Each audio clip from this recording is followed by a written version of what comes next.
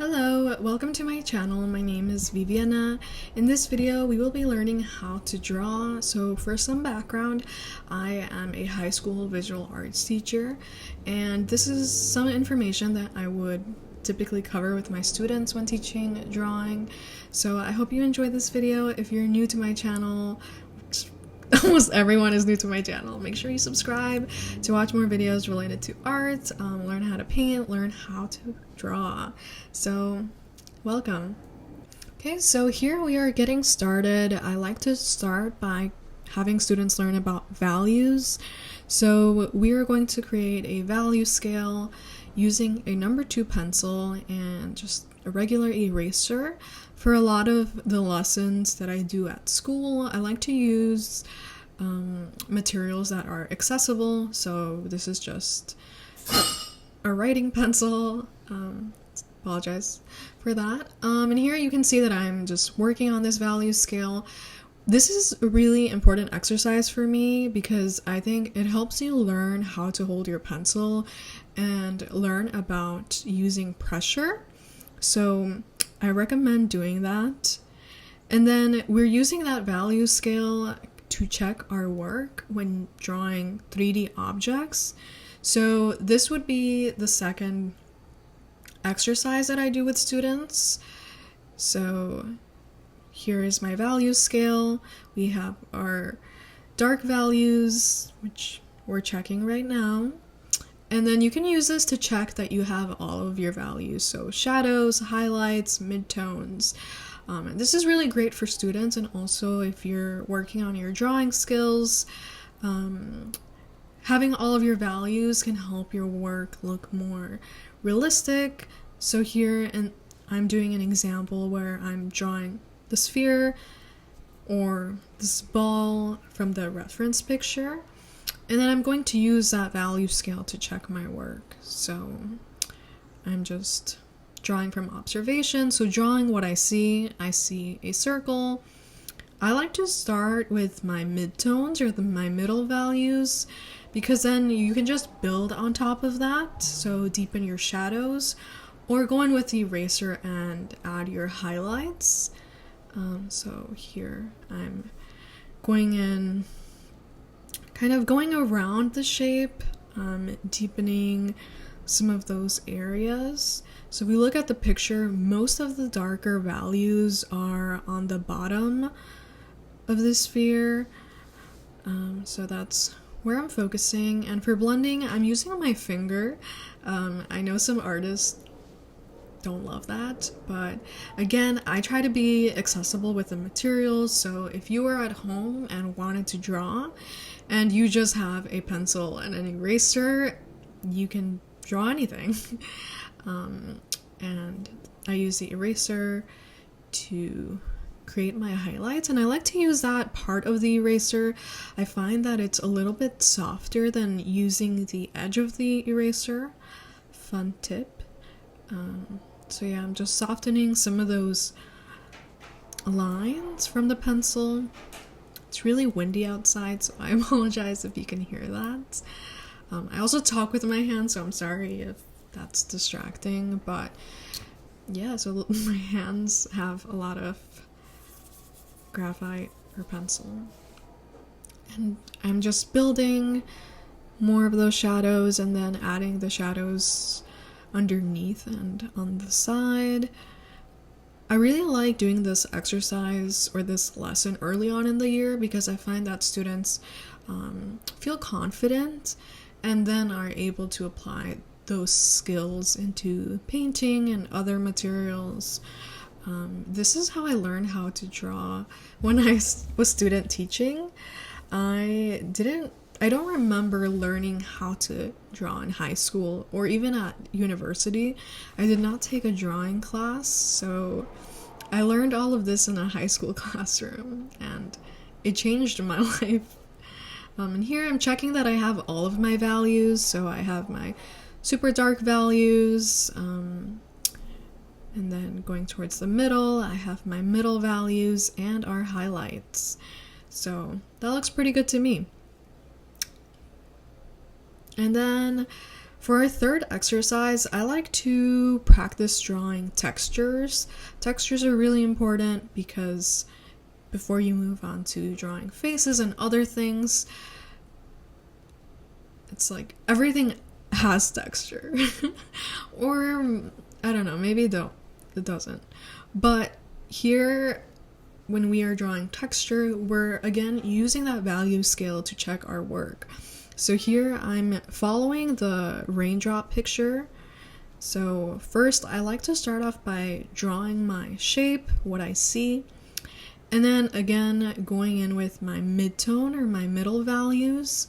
And I find that that's the easiest way for me to just draw without thinking so much about the process, and then I can just, build up those values. And I like to do this with painting as well. If you watch any of my shorts, you can see that I do that a lot. And I'm just outlining some of those darker values. And then just adding more.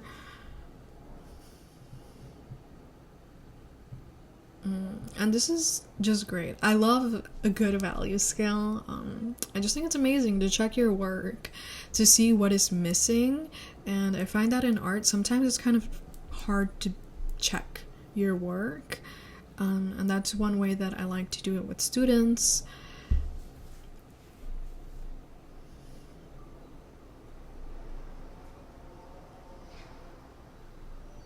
And then I'm adding my highlights with the eraser. You can also leave those areas blank so that you don't have to go back and erase. But personally, I like to erase just because I find that the transition around it is a little bit more smooth than if you just leave out a blank area.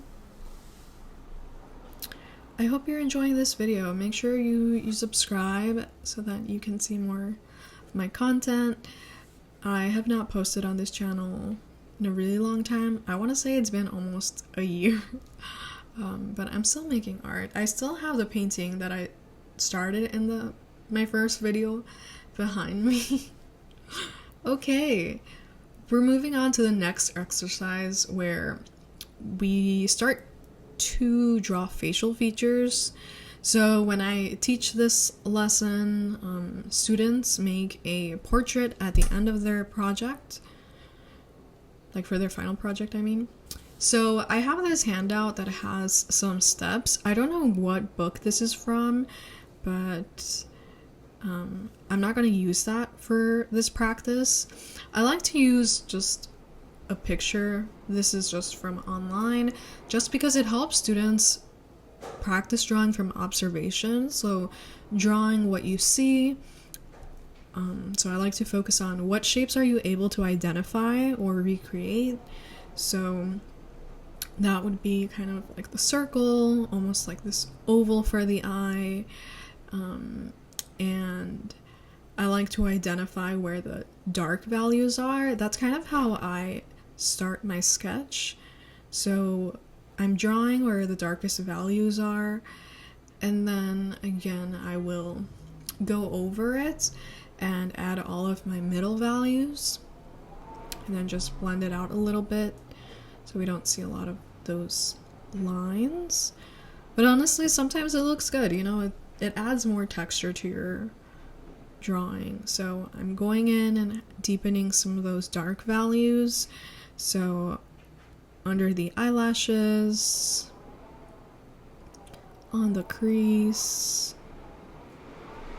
It is so windy outside. And I like using black and white pictures when doing this exercise because it is very clear where the values are. It is very easy to see where the shadows are, and it also helps students understand that there are values on all of that picture. So I like to think about drawing kind of like as a printed picture. So all of that picture area has values. So all of the drawing should have values. So That's one way that I like to think about it. I think it's just really good for practice. Obviously, there's other things that are also really important, but when starting, I feel like this is a good starting point and helps build some confidence. It helps you learn to make observations. So I'm still adding some values. And sometimes the shape doesn't look perfect, but when I have students draw the facial features, they draw for eyes, for lips, for noses, and for ears. When I filmed this, my hair was super pink.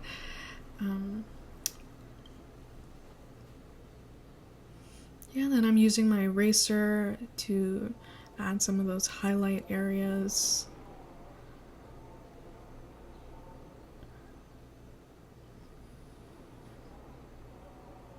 And then I'm doing the eyelashes, so that's why I like to practice texture first, because then students are able to do things like the eyebrows, the eyelashes, or even like the texture on the pupil. So that's why there's a reason for every step, pretty much. I hope you enjoyed this video. I'm really excited to film more painting videos. I love painting, but drawing is cool too. And it doesn't require a lot of materials. Just adding more shadows, so the shape of the eye doesn't perfectly match, but it's just really good practice.